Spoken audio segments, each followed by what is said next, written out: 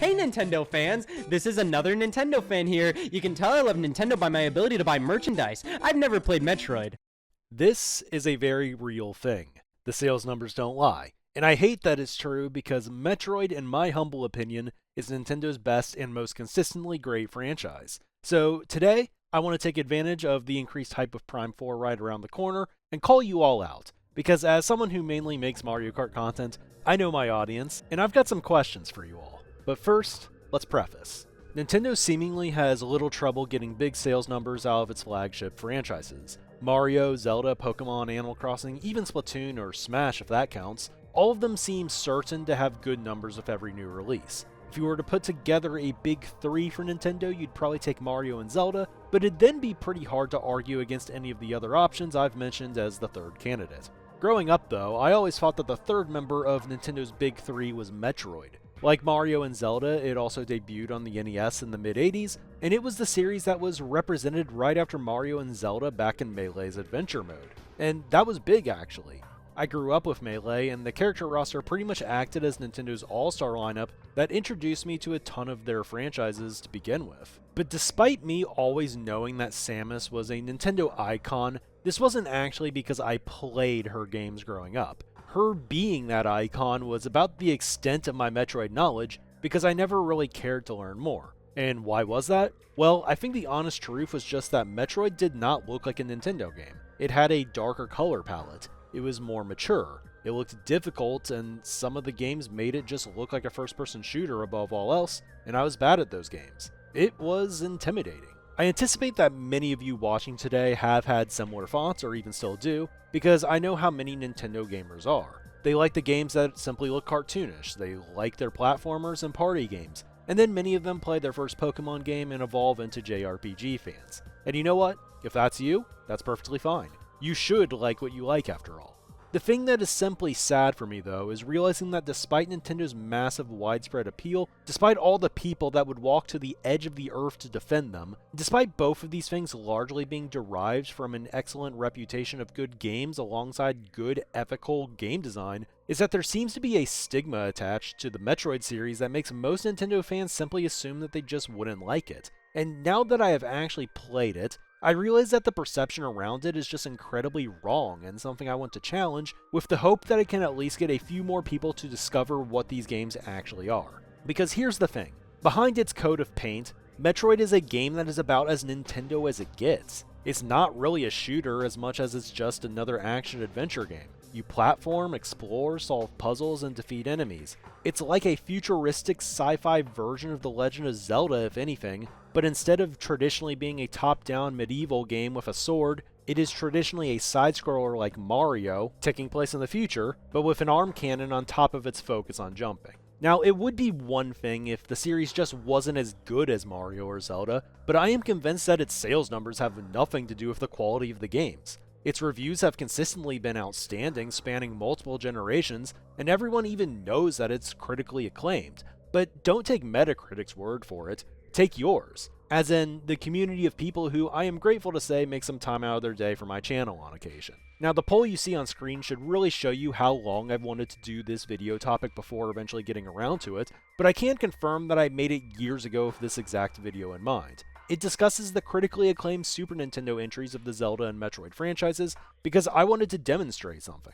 The Legend of Zelda is the more popular series, right? Well, that tracks here. More people indicated on the poll that they've played Zelda or would play Zelda as opposed to Metroid. And on most SNES ranking lists you'll see that A Link to the Past is number 1. Clearly, the game is regarded super highly by many people. Yet, of the people who actually played both it and Super Metroid, which is a group of around 90 people in the survey, more people actually listed Super Metroid as their preference. And I'm not using this sample to suggest that Super Metroid was the better game per se, rather I just want to highlight the discrepancy that can be seen between the people who only have a thought on what they'd like more had they played both, versus the people who actually did play both. And this right here is Metroid's problem. It has no chance in the fight until it actually gets played. But since it seems that a special talent of Nintendo fans might just be not playing Metroid games, we're left with a conundrum. People see the light when they get into it, but because very few people actually make that effort, it remains relatively unpopular. And because of that, it's hard for people to actually feel like they're missing out. There is a lot more I want to discuss on this topic and the dichotomy of the Zelda and Metroid franchises, but first I want to actually discuss why I feel like this is even a worthy topic, and talk about why Metroid ended up resonating with me so much. I said in the title this is Nintendo's best IP after all, and those are strong words, but I didn't use them in the title to just try to get some intrigue for the video. I said it because I genuinely believe it. So now, I want to talk about the long path I took before eventually realizing that I was a big fan of the series and kind of put you in the mind frame of what makes it so special to me to begin with. And at the end, if I get you on the hook, I'll talk to you about what games I would recommend personally and what I think of each one in a couple of sentences. Anyways, back when I was a kid, before I ever had video games, I frequently used to entertain myself with puzzles and word games. I was big into word searches, Sudoku puzzles, even stuff like Mad Libs. But probably my favorite part of these puzzle workbooks were the maze sections, where I had to find a way out of a complex web of lines and curves and find the finish. While I loved the concept, the only problem was just that they often felt a little too easy. So one thing I did back in 4th grade was whenever I finished my classwork early, I would create my own mazes and challenge my friends to solve them. I remember making massive page-filling puzzles that would take people multiple minutes to complete, and I still have a memory of the most evil thing I ever did under the age of 12, which was constructing a giant maze with like 10 branching paths at the very beginning that all took you deep down into an unsolvable web of 90-degree angles. The actual solution, of course, was to just take the bottom path initially, which went straight down, then straight right, and this would take you all the way to the finish in like 5 seconds. A simple solution, but one that was actually hard to instinctively notice with just how much was going on throughout the full sheet of paper. It did stump a few people, but when I handed it to my friend Jack, who also dabbled in maze creation with me, he just solved it in 3 seconds. And I was just kind of stunned and asked how he knew. He told me that he started every maze from the finish and then went to the start. But while I wanted to say he was cheating, I couldn't fume or anything because after all, I was the jerk who maliciously designed an evil maze in the first place. To counter though, Jack and I brainstormed ideas around this and we came up with the idea of a keys and locks maze. Pretty much there would be doors all throughout the puzzle and you had to find a way to some keys, which essentially acted as checkpoints to get through. This would help us limit the ability to go backwards, while also just making it harder to fluke your way through in general. Eventually, we landed on our masterpiece, a taped-together, two-sided multi-page maze where paths continued from front to back with multiple keys all over. With the masterpiece created, it really never got much more serious than that. A few brave souls were able to solve it, but this was all more of a phase than anything else. It felt like there was just not much more we could really do to top what we built. So while fun, I moved on to other things, like video games. Now, as mentioned before, I never really got into the Metroid series at a young age.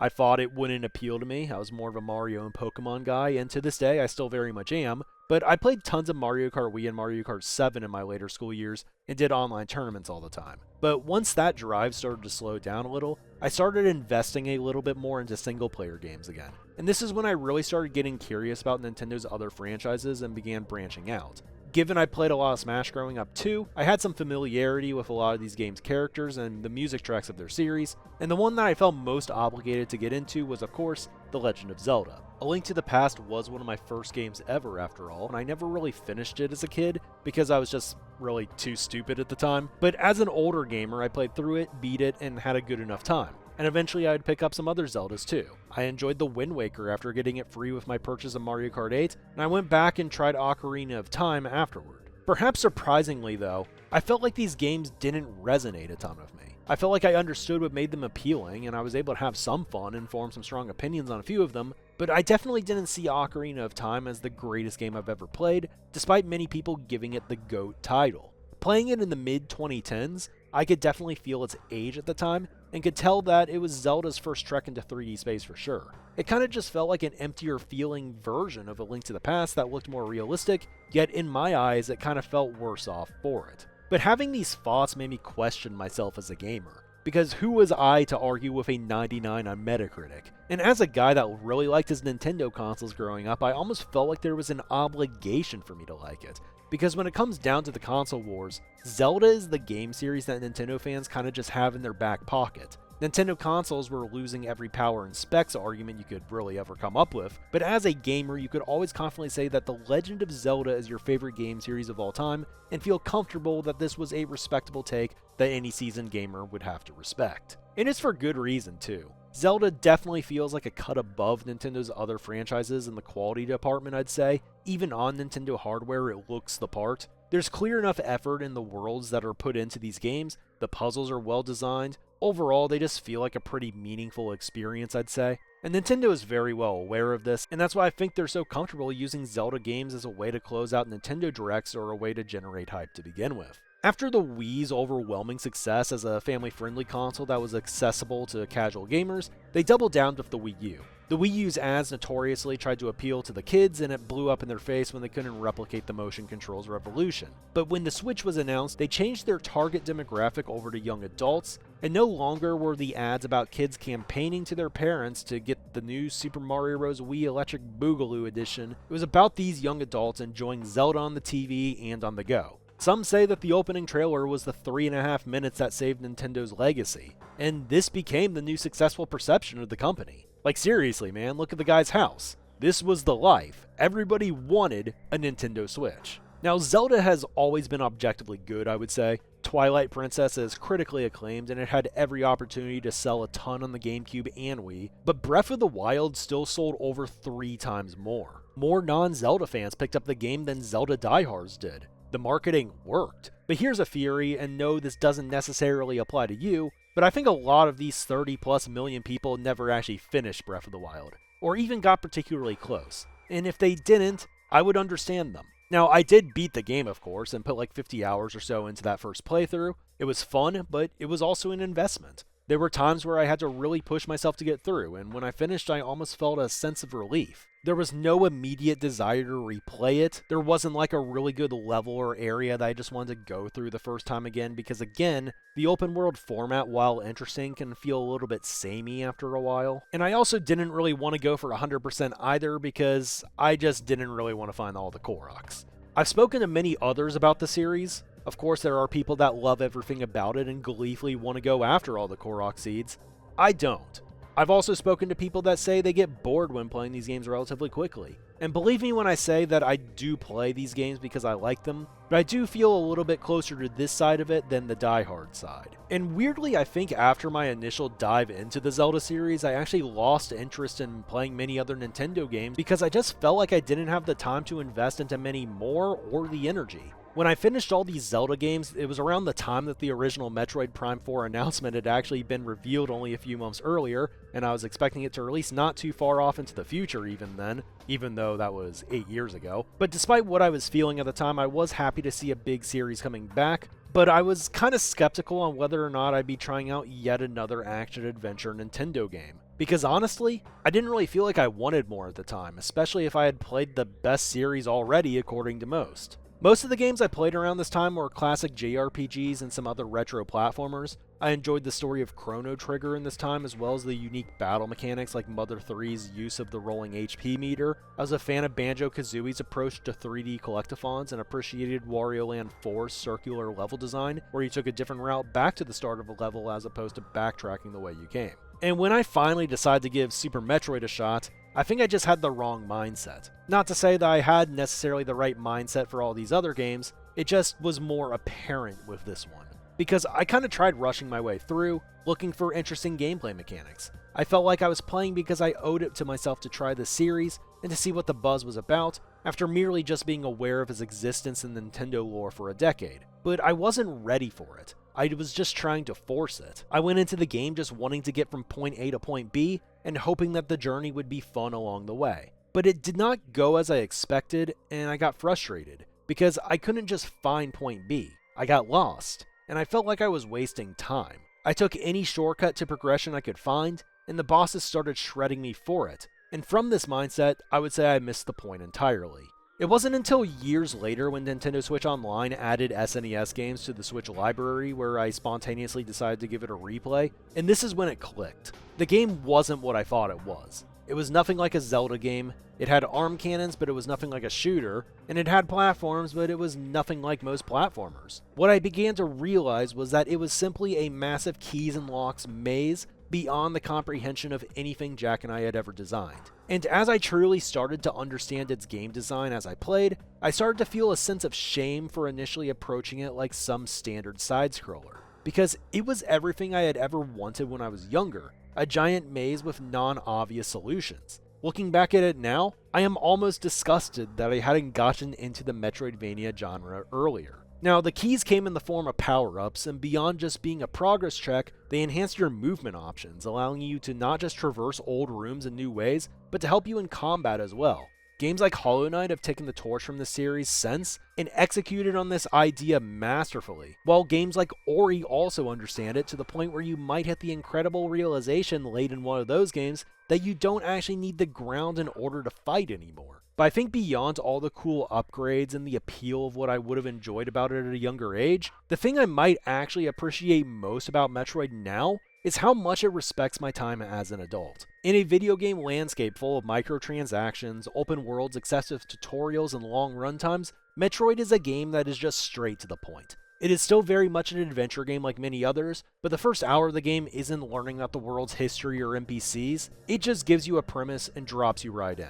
Within a minute, you're playing the game, and it expects you to learn things on the spot. Samus is isolated on the planet she visits. She's not there to talk or to be given a tutorial. She's there to complete her mission. And while the games are plenty atmospheric on their own, this kind of vibe extends out to the player as well. If I want to learn more about the world, it's not something that the game tells me.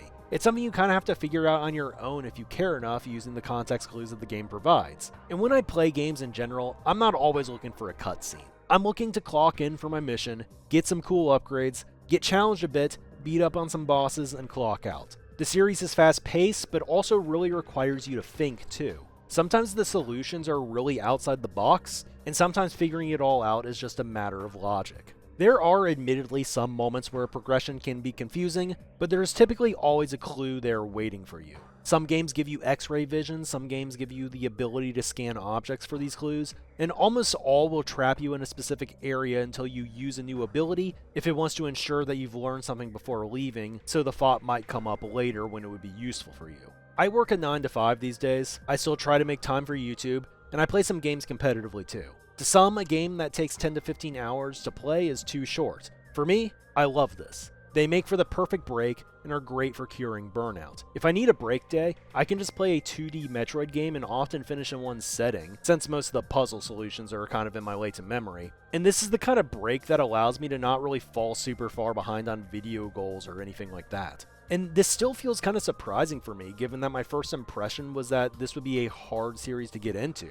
In hindsight, it was quite the opposite. It is just 10 hours or so at a time of peak video gaming, and rarely ever do they come with low points. So if any of you are curious about this series but don't know if you want to make an investment, allow me to be your salesman and guide. First, you can play the entire 2D series in less time than it takes to play Tears of the Kingdom. And if it's not for you, you can find that out relatively quickly, even if you don't like leaving games unfinished. With Prime 4 coming out, that might be the place where you feel like starting, but my recommendation would be to give Metroid Zero Mission a go. It is a remake of the first game in the series from the NES, but makes it infinitely more approachable, modern, and fun.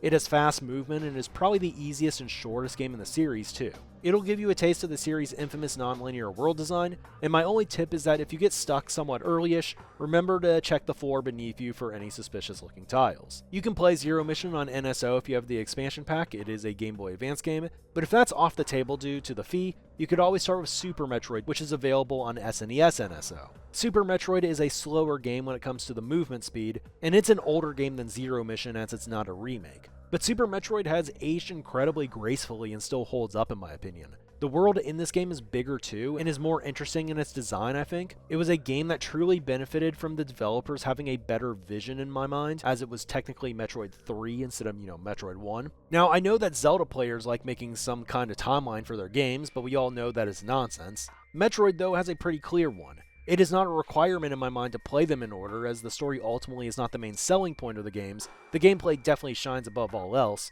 but if you want to play them chronologically, something I would recommend since Zero Mission is the first game chronologically anyway, I'd recommend it. So, what's the order? Well, from what I remember, the Prime series, or in other words, the 3D games, they all take place after Metroid 1 or Zero Mission, but the Prime series is largely disconnected from the main series, so I'll get back to those in a bit. After Zero Mission comes Metroid 2, I believe this is on NSO as well, but I'd recommend playing its remake also. Admittedly, the remake that I would recommend is AM2R, which is a fan game that's really well made, as one that simply captures the source material better in my opinion. It also feels like a follow-up to Zero Mission, which I like quite a bit, but if you go with the Nintendo preferred route, you can play the actual Metroid 2 remake on the 3DS. Metroid 2 has a very distinct feel compared to the rest of the series, but it still is very much worth playing in my opinion. Next comes Super Metroid, which we already discussed. It continues on the little story that ended Metroid 2, and it is considered to be one of those iconic games that should be a case study in any game design course. So yeah, definitely one that a lot of people are going to recommend that you play. Super Metroid is followed up by Metroid Fusion, which is also on the Game Boy Advance NSO listing. Fusion is notorious for being more linear and story-driven than most Metroid games, as well as a bit more intense. I enjoy it, but I would say that it's personally my least favorite of the 5 in the main series. And Metroid 5 is Metroid Dread, coming out almost 2 decades later on the Switch. This game to me very much feels like a mix of Super Metroid and Fusion. While the world very much gives Super vibes, how you traverse it feels more like Fusion. How they do it though is quite clever, I think. I'd say it is kind of linear, but it's like disguised. It's very shortcut heavy, but doesn't really seem that way unless you really start thinking about it. Dread has more intense sections too, but you always know when they're going to arrive, so if you're a little bit more jumpy, this might be a better one than Fusion for you. But I would say that it's probably not the best starting point just because it can be difficult and also give you a false perception of what every Metroid game is like, and on top of that, you'd have to pay more for it since it's a modern game. That said, it is a really awesome time and feels like it was made with fans of the series largely in mind. There was of course a lot of rumbling about if Metroid Dread was worth its price tag at launch, as it's just a 2D Metroidvania,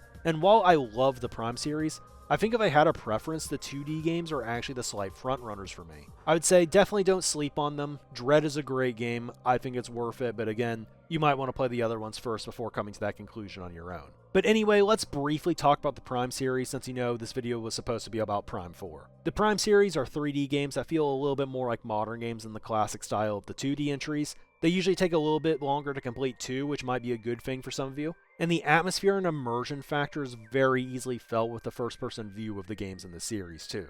Very oddly, Metroid Prime 1 and Metroid Fusion released on the same day. Many people thought that Metroid Prime was going to flop as some dumbed-down attempt to capitalize on the rising popularity of FPS games, but very ironically, Prime turned out to play much more like Super Metroid did than Fusion, its actual sequel. Prime 1 was an incredibly good game that I felt intimidated by at first. I thought I sucked at first-person shooters, but like I've said, this isn't really what it is. You don't really need great aim to play it, as the game helps you lock onto things, much like how Z-targeting helped make 3D Zelda games easier. But I think what surprised me more than anything was just how amazing the Wiimote felt when playing this game, which allowed for motion-controlled aim. Like, outside of Wii Sports, I think no game I played used motion better, to be honest with you. So if you decide that you want to play the first 3 Prime games, I would recommend buying the Prime Trilogy for Wii if you can find it. I originally played it as a Wii U download, but unfortunately the shop is closed now, so you'll have to find it in other ways if you want it. That said, I don't know if Prime 2 and Prime 3 are super necessary entries. If you want to keep things simple, Prime 1 alone was remastered on the Switch and is $40, and it's easily the best one in my opinion, so I can understand not wanting to make the search for the Prime Trilogy, I guess. I don't know a ton about Prime 4 yet because I'm trying to keep myself blind, and maybe you will miss some references if you skip Prime 2 and Prime 3,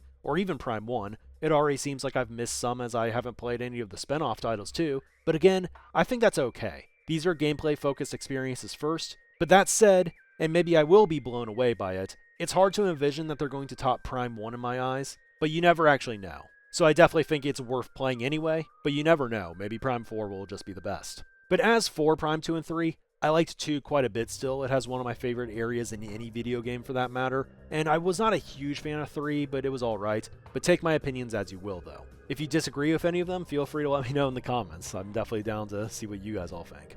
At the beginning of the video, I said that this was Nintendo's best and most consistently great series. I do think that this is true and is more of a testament to how well built these games are than it is Mario or Zelda slander, and I think it actually is crazy that more people don't talk about these games when talking about console wars or Nintendo's exclusive library, considering that I think that this is a series that would still be very appreciated by people who don't really have any attachment to Nintendo games. But I do have a confession to make though. I haven't played Metroid Other M, which I believe counts as the main series technically, but it has a very negative reception, and maybe this makes my claim easier to defend that it's the most consistent series, I guess. But based on what I've heard about Other M and how much of the series it allegedly misunderstands, I am not really sure I want to try it either. And there's also been some outrage at some spin-offs apparently, like Federation Force. From what I can tell, those games were never really trying to be main series games and only got the blowback they did because they were in the middle of a 15-year drought on the series for seemingly no reason other than, well, maybe sales. So again, it's likely that these games don't deserve the hate that they got, but again, that's because they aren't supposed to be big hitters. Anyways, to wrap up, in my opinion, if you want to call yourself a true Nintendo fan, I think you should have some experience playing these games. The good news is that if you do feel that too, I find them to be pretty accessible games that you don't really need to run from. If you want to get right into Prime 4, don't let me stop you of course, but if you want to go the do I really want to invest in this route without playing every single game, I'd recommend Zero Mission in Prime 1 first, or Super Metroid in Prime 1. Choose Super if you can't get around to the expansion pack but have NSO, or if you want to get right to the experience that is considered the series gold standard. Choose Zero Mission if you have the expansion pack or want a faster and or easier on-ramp, or if you're considering playing everything. Both it and Prime 1 are great places to start in my mind, and only once you play them do I think you'll truly understand if you want more. But anyways, that's it for this one. I don't know who all is going to watch this to the end, but if that was you, thanks. Thanks for letting me gush about these games for a change. I rarely do it on this platform. And if any of you are Metroid fans too, or end up playing Prime 4 or any of the other games, make sure to let me know what you thought about them all as well.